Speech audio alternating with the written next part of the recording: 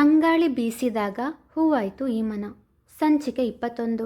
ಖ್ಯಾತಿ ತನ್ನ ಜೊತೆ ಏನೋ ವಿಷಯ ಮಾತನಾಡಬೇಕೆಂದು ಹೇಳಿದನ್ನು ನೆನಪಿಸಿಕೊಂಡ ಸಹನಾ, ನಿನ್ಗೂ ನನ್ನ ಜೊತೆ ಏನೋ ಮಾತಾಡೋದಿದೆ ಅಂದ್ಯಲ್ಲ, ಏನದು ಎಂದು ಪ್ರಶ್ನಿಸಿದಳು. ಸಹನಾ, ಪಪ್ಪ ಮಮ್ಮಿ ಇಬ್ಬರು ನನ್ನ ಮದುವೆ ಫಿಕ್ಸ್ ಮಾಡಿದ್ದಾರೆ ಎಂದಳು ಸಪ್ಪೆ ಮೋರೆ ಹಾಕಿ. ಅರೆ, ಇದು ಖುಷಿಯ ವಿಚಾರ ತಾನೇ ಎಂದು ಖುಷಿಯಿಂದ ಹೇಳಿದವಳಿಗೆ ಅದ್ರತ್ನ ಮುಖ ಕಣ್ಣ ಮುಂದೆ ಬಂದಾಗ ತುಸು ಬೇಸರವಾಯಿತು. ಅವಳ ಕಡೆಗೆ ಚೂಪು ನೋಟ ಬೀರಿದವಳೆ, ನನಗೆ ಮದುವೆ ಅಂದ್ರೇನೆ ಇಷ್ಟ ಇಲ್ಲ ಸಹನಾ. ಅವತ್ತು ಆಫೀಸ್ನಲ್ಲಿ ಇಂಟರ್ವ್ಯೂ ಮುಗಿಸಿ ಬಸ್ಸಿನಲ್ಲಿ ಬರುವಾಗ ನಮ್ಮ ಕಾಲೇಜ್ ಫ್ರೆಂಡ್ ರಚನಾಳನ್ನು ನೋಡಿದ್ದೆ. ನಿಂಗೂ ಗೊತ್ತಲ್ವಾ ಅವಳು ಕಾಲೇಜಲ್ಲಿರುವಾಗ ಹೇಗಿದ್ಲು ಅಂತ. ಎಲ್ಲರನ್ನೂ ನಗಿಸುತ್ತಾ ಯಾವಾಗಲೂ ಖುಷಿ ಖುಷಿಯಾಗಿ ಇರ್ತಿದ್ಲು. ಅವಳಂದ್ರೇ ಎನರ್ಜಿ. ಹಾಗಿದ್ದವಳು ಈಗ ಹೇಗಾಗಿದ್ದಾಳೆ ಗೊತ್ತಾ? ಮಾತು ಕಮ್ಮಿ, ಮುಖದಲ್ಲಿ ಸತ್ವವೇ ಇಲ್ಲ. ಅವಳ ಕತ್ತಲ್ಲಿ ತಾಳಿ ನೋಡಿದೆ. ನಮಗೆ ಯಾರಿಗೂ ತಿಳಿಸದೆ ಮದುವೆ ಕೂಡ ಆಗಿದ್ದಾಳೆ. ಆ ಮದುವೆಯಿಂದ ಅವಳ ಜೀವನ ಬದಲಾಗಿದೆ. ಅದಕ್ಕೆ ನನ್ನ ಬದುಕು ಹಾಗಾಗಬಾರ್ದು ಅಂತ ನನಗೆ ಮದುವೆ ಬೇಡ ಅಂತಿದ್ದೀನಿ. ತನ್ನ ನಿರ್ಧಾರಕ್ಕೆ ಸ್ಪಷ್ಟ ಕಾರಣವನ್ನು ತಿಳಿಸಿದಳು ಖ್ಯಾತಿ. ಖ್ಯಾತಿ, ಮದುವೆ ಆದಮೇಲೆ ಎಲ್ಲರ ಜೀವನವೂ ಬದಲಾಗ್ತದೆ ನಿಜ. ಹಾಗಂತ ಅವಳ ನೋವಿಗೆ, ಅವಳ ಪರಿಸ್ಥಿತಿಗೆ ಮದುವೆಯೇ ಕಾರಣ ಅಂತ ಹೇಗೆ ಹೇಳ್ತೀಯ? ಅವಳೇನಾದರೂ ನಿನ್ನ ಬಳಿ ಹೇಳಿದ್ಲಾ ಮದುವೆ ಆದ ನಂತರ ನನ್ನ ಜೀವನ ಬದಲಾಯಿತು ಅಂತ? ಇಲ್ಲ ತಾನೆ? ಖ್ಯಾತಿಯ ಮನದಲ್ಲಿ ಮದುವೆ ಬಗ್ಗೆ ಇರುವ ತಪ್ಪು ಕಲ್ಪನೆ ಹೋಗಲಾಡಿಸುವ ಪ್ರಯತ್ನ ಮಾಡಿದಳು ಸಹನಾ. ಏನೋ ಗೊತ್ತಿಲ್ಲ ಸಹನಾ, ನಂಗೆ ಹಾಗೆ ಅನ್ನಿಸ್ತು ಎಂದಳು. ನಿನ್ನ ಅಜ್ಜಿ ತಾತ ಇಬ್ಬರು ಮದುವೆಯಾಗಿ ಖುಷಿಯಾಗಿಲ್ವಾ? ಇಷ್ಟು ವರ್ಷ ಅನ್ಯೋನ್ಯತೆಯಿಂದ ಬಾಳಲಿಲ್ವಾ? ಇನ್ನು ನಿನ್ನ ಮಮ್ಮಿ ಪಪ್ಪ, ನಮ್ಮ ಅಪ್ಪ ಅಮ್ಮ ಎಲ್ಲರೂ ಮದುವೆಯಾಗಿ ಖುಷಿಯಾಗಿಲ್ವಾ? ನೀನು ಯಾವುದೋ ವಿಷಯಕ್ಕೆ ಇನ್ಯಾವುದನ್ನೋ ಲಿಂಕ್ ಮಾಡಿ ಯೋಚಿಸ್ತಿದ್ಯಾ ಖ್ಯಾತಿ. ಅದನ್ನು ಮೊದಲು ನಿನ್ನ ಮನಸ್ಸಿಂದ ತೆಗೆದುಹಾಕು. ಸಹನಾ, ನೀನು ಹೇಳೋದೆಲ್ಲ ನಿಜ. ಆದರೆ ನಾನೊಂದು ಪ್ರಶ್ನೆ ಕೇಳ್ತೀನಿ, ಅದಕ್ಕೆ ಉತ್ತರ ಹೇಳ್ತೀಯಾ? ಕೇಳು. ಮದುವೆ ಆದ ನಂತರ ಜೊತೆಯಲ್ಲಿ ಬಾಳ್ಬೇಕಾದವರು ಯಾರು? ಇದರ ಉತ್ತರ ನಿಮಗೆ ಗೊತ್ತಲ್ವಾ ಎಂದವಳೆ. ಗಂಡ ಹೆಂಡತಿ ಎಂದಳು. ಹಾಗಾದರೆ ಮದುವೆ ವಿಷಯದಲ್ಲಿ ಯಾರ ಒಪ್ಪಿಗೆ ಮುಖ್ಯ? ಮದುವೆ ಆಗುವವರದು, ಅಂದರೆ ಗಂಡು ಹಾಗೂ ಹೆಣ್ಣಿಂದು ಎಂದವಳಿಗೆ ಖ್ಯಾತಿಯ ಮನದಲ್ಲಿ ಏನಿದೆ ಎಂದು ಅರ್ಥವಾಗುತ್ತಿಲ್ಲ. ಪಪ್ಪ ನನ್ನ ಮದುವೆ ಆಗುವ ಹುಡುಗನನ್ನು ಈಗಾಗಲೇ ತಮ್ಮ ಇಷ್ಟದಂತೆ ಸೆಲೆಕ್ಟ್ ಮಾಡಿದ್ದಾರೆ. ನಂಗವನು ಯಾರು ಅಂತ ಗೊತ್ತಿಲ್ಲ. ನನಗೆ ಈ ಮದುವೆ ಆಗಲು ಇಷ್ಟ ಇದೆಯೋ ಇಲ್ವೋ ಅಂತ ಕೇಳಲಿಲ್ಲ. ನಿನ್ನ ಮದುವೆ ಮಾಡುವ ನಿರ್ಧಾರ ಮಾಡಿದ್ದೀವಿ ಎಂದಷ್ಟೇ ಹೇಳಿದರು. ನೀನೇ ಹೇಳು, ನನ್ನ ಸ್ಥಾನದಲ್ಲಿ ನೀನಿದ್ರೆ ಖುಷಿಯಾಗಿರ್ತಿದ್ಯಾ ಎಂದು ಪ್ರಶ್ನಿಸಿದಾಗ ಸಹನಾಳಿಗೂ ಬೇಸರವಾಯಿತು. ನನ್ನ ಇಷ್ಟಕ್ಕೆ, ನನ್ನ ಅಭಿಪ್ರಾಯಕ್ಕೆ ಬೆಲೆನೇ ಇಲ್ಲ ಇಲ್ಲಿ. ಪಪ್ಪಂಗೆ ಸ್ತುತಿ ಒಬ್ಬಳೇ ಕಣ್ಣಿಗೆ ಕಾಣಿಸೋದು. ನಾನಂದರೆ ಒಂಚೂರು ಇಷ್ಟ ಇಲ್ಲ. ಆದರೂ ನಾನದನ್ನು ಸಹಿಸ್ಕೊಂಡು ಇಷ್ಟು ವರ್ಷ ಬದುಕಿದೆ. ಆದರೆ ಮಮ್ಮಿಗೂ ಈಗ ನಾನು ಬೇಡವಾಗಿದ್ದೀನಿ.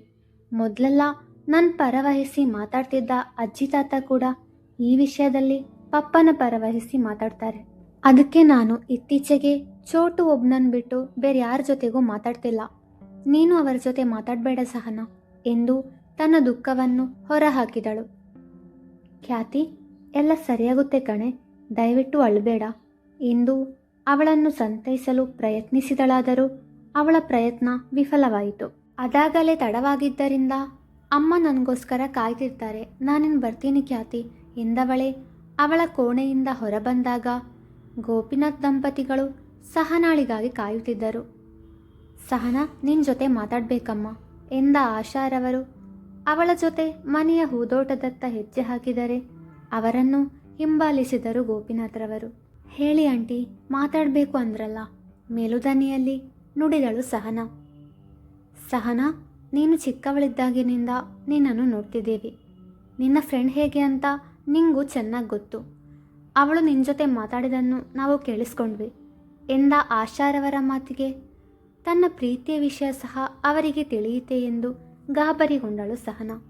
ಅಂದರೆ ನಮ್ಮ ಮಾತನ್ನು ನೀವು ಕದ್ದು ಕೇಳಿಸ್ಕೊಂಡ್ರಾ? ದೊಡ್ಡವರು ಈ ಥರ ಮಾಡುತ್ತಾರೆ ಎಂದುಕೊಂಡಿರಲಿಲ್ಲ ಅವಳು.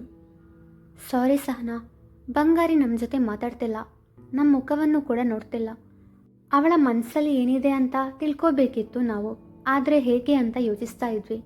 ಆವಾಗ ಅಪ್ಪ ನೀನು ಬಂದಿರುವ ವಿಷಯ ಹೇಳಿದರು. ನೀವಿಬ್ಬರು ಚೈಲ್ಡ್ಹುಡ್ ಫ್ರೆಂಡ್ಸ್.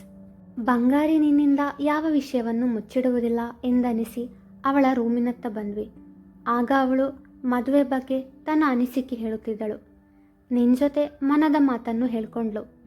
ಆವಾಗಲೇ ನಮಗೆ ಅವಳ ಮನಸ್ಸು ಅದೆಷ್ಟು ನೊಂದಿದೆ ಎಂದು ಅರಿವಾಗಿದ್ದು ಎಂದಾಗ ತನ್ನ ಹಾಗೂ ಅವ್ಯಯ ವಿಷಯ ಅವರಿಗೆ ತಿಳಿಯಲಿಲ್ಲ ಎಂದು ನಿಟ್ಟುಸಿರು ಬಿಟ್ಟಳು ಸಹನಾ. ತನ್ನ ಮನೆಯವರಿಗೆ ಇನ್ನೂ ತನ್ನ ಪ್ರೀತಿಯ ವಿಷಯ ತಿಳಿಸಿರಲಿಲ್ಲ ಅಲ್ಲವೇ?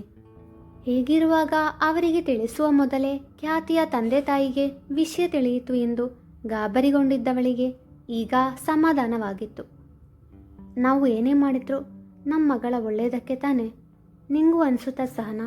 ಅವಳ ಅಭಿಪ್ರಾಯವನ್ನು ಕೇಳಲಿಲ್ಲ ಅಂದ ಮಾತ್ರಕ್ಕೆ ಯಾರೋ ಒಬ್ಬನ ಜೊತೆ ನನ್ನ ಮಗಳ ಮದುವೆ ಮಾಡಿಸ್ತೀನಿ ಅಂತ ಗೋಪಿನಾಥ್ರವರು ಹೇಳಿದಾಗ ಇಲ್ಲ ಎಂಬಂತೆ ಅಡ್ಡಡ್ಡ ತಲೆ ಆಡಿಸಿದವಳು, ನಿಮ್ಮ ಉದ್ದೇಶ ಒಳ್ಳೆಯದೇ ಇರಬಹುದು ಅಂಕಲ್, ಆದರೂ ಅವಳನ್ನು ಒಂದು ಮಾತು ಕೇಳಬೇಕಿತ್ತು ನೀವು ಎಂದಳು ಗೆಳತಿಯ ನೋವನ್ನರಿತು.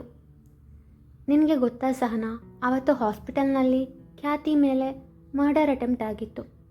ಅವಳನ್ನು ಮೊದಲು ಹಾಸ್ಪಿಟಲ್ಗೆ ಸೇರಿಸಿದವನು ಎರಡನೇ ಸಾರಿಯೂ ಅವಳನ್ನು ಕಾಪಾಡ್ದ. ಅವನು ಸರಿಯಾದ ಸಮಯಕ್ಕೆ ಅಲ್ಲಿಗೆ ಬರದೇ ಹೋಗಿದ್ರೆ ದೊಡ್ಡ ಅನಾಹುತಾನೇ ಆಗ್ತಿತ್ತು. ಖ್ಯಾತಿಯ ಹಠಮಾರಿತನ, ಕೋಪ, ತನಗೆ ಎಲ್ಲರೂ ಮೊದಲ ಆದ್ಯತೆ ಕೊಡಬೇಕು ಎಂಬ ಧೋರಣೆ ಇದೆಲ್ಲ ಬದಲಾಗಬೇಕು. ಅವಳ ಜೀವನದಲ್ಲಿ ಬದಲಾವಣೆ ತರುವಂಥ ವ್ಯಕ್ತಿ ಅವಳ ಬಾಳಲ್ಲಿ ಬಂದರೆ ಅವಳು ಬದಲಾಗ್ತಾಳೆ ಎಂದ ಗೋಪಿನಾಥ್ರವರ ಮಾತಿಗೆ ಸಹನಾಳಿಗೆ ಅದ್ರತ್ ನೆನಪಾದ. ಖ್ಯಾತಿಯನ್ನು ಕಾಪಾಡಿದವನು ಅವನೇ ಎಂದು ಆ ಕ್ಷಣ ಅವಳಿಗೆ ಅರಿವಾಗಲಿಲ್ಲ. ಗೆಳತಿಯ ಮೇಲೆ ಕೊಲೆ ಪ್ರಯತ್ನ ನಡೆದಿದೆ ಎಂಬ ವಿಷಯ ಅವಳದೆಯನ್ನು ನಡುಗಿಸಿದಂತೂ ಸುಳ್ಳಲ್ಲ. ಅವಳ ಪ್ರಾಣವನ್ನು ರಕ್ಷಿಸಿದವನಿಗೆ ಮನದಲ್ಲೇ ಧನ್ಯವಾದ ತಿಳಿಸಿದವಳು ಆತ ಯಾರೆಂದು ತಿಳಿಯುವ ಸಲುವಾಗಿ, ಅಂಕಲ್, ನೀವು ಖ್ಯಾತಿಗೋಸ್ಕರ ನೋಡಿರುವ ಗಂಡು ಯಾರು ಅಂತ ನಾನು ತಿಳ್ಕೋಬೋದಾ? ವಿನಯದಿಂದ ಕೇಳಿದಳು. ಅವನ ಹೆಸರು ಅದ್ರತ್ ದೇವ್, ನಮ್ಮ ಆಫೀಸಲ್ಲೇ ವರ್ಕ್ ಮಾಡೋದು ಎಂದರು ಚುಟುಕಾಗಿ. ಅವರ ಮಾತು ಕೇಳಿ ಒಂದು ಕ್ಷಣ ತನ್ನ ಕಿವಿಯನ್ನು ತಾನೇ ನಂಬದಾದಳು. ಅವತ್ತು ಅದ್ರತ್ ತಾನು ಗೋಪಿನಾಥ್ರವರ ಆಫೀಸಿನಲ್ಲಿ ಕೆಲಸ ಮಾಡುತ್ತಿರುವ ವಿಷಯವನ್ನು ಹೇಳಿದ್ದನ್ನು ನೆನಪಿಸಿಕೊಂಡವಳೆ. ಅಂದರೆ ನೀವು ಅದ್ರತ ನನ್ನ ಬಗ್ಗೆ ಹೇಳ್ತಿದ್ದೀರಾ? ಸಂತಸ ಹಾಗೂ ಅಚ್ಚರಿ ಇತ್ತು ಅವಳ ಮುಖದಲ್ಲಿ. ಗೋಪಿನಾಥ್ ದಂಪತಿಗಳು ಮುಖ ನೋಡಿಕೊಂಡವರು. ನಿನಗೆ ಅವನ ಪರಿಚಯವಿದೆಯಾ ಎಂದು ಮರುಪ್ರಶ್ನಿಸಿದರು. ಹ್ಞೂ ಅಂಕಲ್ ಎಂದವಳೆ ತನಗೆ ಅದ್ರತ್ ಹೇಗೆ ಪರಿಚಯ, ಅವನಿಗೆ ಖ್ಯಾತಿಯ ಮೇಲಿದ್ದ ಒಲವಿನ ಬಗ್ಗೆ ಹೀಗೆ ಎಲ್ಲವನ್ನೂ ವಿವರಿಸಿದವಳೆ. ಖ್ಯಾತಿಗೆ ಈ ವಿಷಯದ ಬಗ್ಗೆ ಹೇಳಬೇಡ ಅಂತ ಮಾತು ತಗೊಂಡಿದ್ದ ಅವತ್ತು. ಅದಕ್ಕೆ ಅವಳಿಗೆ ಅವನ ಬಗ್ಗೆ ನಾನೇನು ಹೇಳಲಿಲ್ಲ. ಆದರೆ ನಿಮ್ಮ ಜೊತೆ ಈಗ ಹೇಳಬೇಕಾದ ಪರಿಸ್ಥಿತಿ ಬಂತು ಎಂದಳು. ಖ್ಯಾತಿ ಈ ಮದುವೆಗೆ ಮನಸಾರೆ ಒಪ್ಪಲ್ಲ. ಅದಕ್ಕೆ ನಾವು ಅವಳ ಒಪ್ಪಿಗೆ ಕೇಳದೆ ನಿರ್ಧಾರ ತಗೊಂಡ್ವಿ. ಮುಂದಿನ ವಾರ ಹೆಣ್ಣು ನೋಡೋ ಶಾಸ್ತ್ರ ಮುಗಿಸಿ ನಿಶ್ಚಿತಾರ್ಥ ಕೂಡ ಮಾಡೋಣ ಅಂತ ಇದ್ದೀವಿ ಎಂದ ಗೋಪಿನಾಥ್ರವರ ಮಾತಿಗೆ, ಅಂಕಲ್, ಎಲ್ಲ ತುಂಬ ಬೇಗ ಆಗ್ತಿದೆ ಅಂತ ಅನಿಸ್ತಿಲ್ವಾ ಎಂದ ಸಹನಾಳ ಪ್ರಶ್ನೆಗೆ, ಶುಭಸ್ಯ ಶೀಘ್ರಂ ಎಂದರು ಆಶಾರವರು. ನನ್ನಿಂದ ಏನಾದರೂ ಸಹಾಯ ಆಗೋದಾದರೆ ನಾನು ಖಂಡಿತ ಮಾಡ್ತಿದ್ದೆ. ಆದರೆ ಈ ವಿಷಯದಲ್ಲಿ ಖ್ಯಾತಿ ನನ್ನ ಮಾತು ಕೂಡ ಕೇಳಲ್ಲ ಎಂದವಳಿಗೆ ಬಾಲ್ಕನಿಯಲ್ಲಿ ನಿಂತು ತನ್ನತ್ತ ಕೋಪದಿಂದ ದಿಟ್ಟಿಸುತ್ತಿದ್ದ ಖ್ಯಾತಿಯನ್ನು ಕಂಡದ್ದೇ ತಡ ಉಗುಳು ನುಂಗಿದಳು. ತಾನು ಮನೆಯಲ್ಲಿ ಯಾರ ಜೊತೆಗೂ ಮಾತನಾಡದ ಕಾರಣ ಅವಳಿಗೂ ಯಾರ ಜೊತೆಗೂ ಮಾತನಾಡಬೇಡ ಎಂದಿದ್ದಳಲ್ಲ. ಈಗ ತನ್ನ ತಂದೆ ತಾಯಿ ಬಳಿ ಅವಳು ಮಾತನಾಡುತ್ತಿರುವುದನ್ನು ಕಂಡು ಕೋಪ ಬಂದಿತ್ತವಳಿಗೆ. ಸಹನಾಳ ನೋಟವನ್ನು ಅನುಸರಿಸಿದವರಿಗೆ ಖ್ಯಾತಿಯ ಕೋಪದ ಕಾರಣ ಏನೆಂಬ ಅರಿವಿತ್ತು. ಅವಳು ನಮ್ಮ ಜೊತೆ ಮಾತಾಡಬೇಡ ಅಂತ ಹೇಳಿದ್ಲು ಅಲ್ವಾ? ಈಗ ನೀನು ನಮ್ಮ ಜೊತೆ ಮಾತಾಡಿದ್ದಕ್ಕೆ ನಿನ್ನ ಮೇಲೆ ಕೋಪ ಬಂದಿದೆ ಅವಳಿಗೆ ಎಂದರು ಆಶಾರವರು ಮಗಳ ಮನಸ್ಸನ್ನು ಅರಿತು. ಹ್ಞೂ ಆಂಟಿ, ಇನ್ನೆಷ್ಟು ದಿನ ಮಾತಾಡ್ಸಲ್ವೋ ಗೊತ್ತಿಲ್ಲ, ಸಪ್ಪೆ ಮೊರೆ ಹಾಕಿ ನುಡಿದಳು. ನೀನೀಗ ಮನೆಗೆ ಹೋಗಮ್ಮ, ಆಫೀಸಿಗೆ ಬರಲು ಶುರು ಮಾಡಿದ ಮೇಲೆ ಮಾತಾಡ್ತಾಳೆ ಎಂದವರ ಮಾತಿಗೆ ಸರಿ ಎಂಬಂತೆ ತಲೆಯಾಡಿಸಿದವಳು ತನ್ನ ಮನೆಯ ದಾರಿ ಹಿಡಿದಳು. ಒಂದೊಂದು ಸಾರಿ ಅತಿಯಾಗಿ ಆಡ್ತಾಳೆ ನಿನ್ನ ಮಗಳು. ಮಗಳ ಮೇಲಿನ ಮುನಿಸನ್ನು ಮಡದಿ ಮೇಲೆ ತೋರಿದರು. ನನ್ನ ಮಗಳು ಅಲ್ಲ ರೀ, ನಮ್ಮ ಮಗಳು. ಅವರ ಮಾತನ್ನು ತಿದ್ದಿದ ಆಶಾರವರು ಮನೆಯೊಳಗೆ ಹೋದರು. ಮತ್ತೆರಡು ದಿನಗಳು ಕಳೆದವು. ಖ್ಯಾತಿ ಇನ್ನೂ ಮನೆಯವರ ಮೇಲೆ ಕೋಪದಲ್ಲೇ ಇದ್ದಳು.